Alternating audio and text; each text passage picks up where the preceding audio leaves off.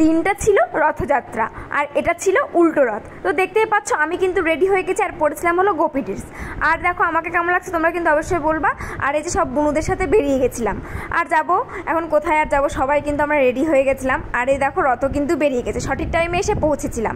তো তারপরে আমরা এখানে রথের দড়িটাকে টানবো, রথটা একটু কাছে আসলে। এই দেখো রথটা আমাদের কাছেও চলে এসেছে, আমরা রথের দড়িটা টেনে প্রণাম করে নিলাম।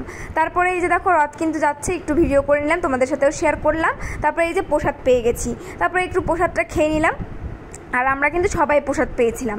তো তারপরে এই যে দেখো এখানে নাচানাচি স্টার্ট হয়ে গেছে, সবাই খুব এনজয় করতে করতে আমরা যাচ্ছিলাম। তারপরে এই যে দেখো আমিও কিন্তু নাচছিলাম, আর আমার সাথে বৌদি আর আরশি পিপু ছিল, ওদের সাথেও আমার দেখা হয়ে গেছিলো। তারপরে আর কি এই যে নাচতে নাচতে আমরা যাচ্ছিলাম, আর তোমরাও সেটাই এনজয় করো। আশা করি ভিডিওটা তোমাদের ভালো লাগবে। আর এই যে দেখো কত ভিড় হয়েছে, নাচ করতে করতে একদম ঘেমে পুরো অস্থির হয়ে গেছি।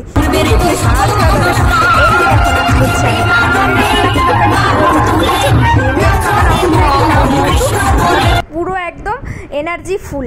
তো তারপরে আর কি বাঙালির তো আমাদের একটা ধর্ম, এই যে সব কিছুতে আমাদেরকে অপেক্ষা করতে হয়, যখন সেই জিনিসটা আসে তখন খুব মজা লাগে। আবার চলে যাচ্ছে, কেমন যেন লাগছে, আবার আসছে বছর আবার হবে। তো আর কি আজকের ভিডিওটা আমি এখানে শেষ করলাম, দেখা হচ্ছে নেক্সট ভিডিওতে। তো টাটা বাই বাই, জয় জয় জগন্নাথ।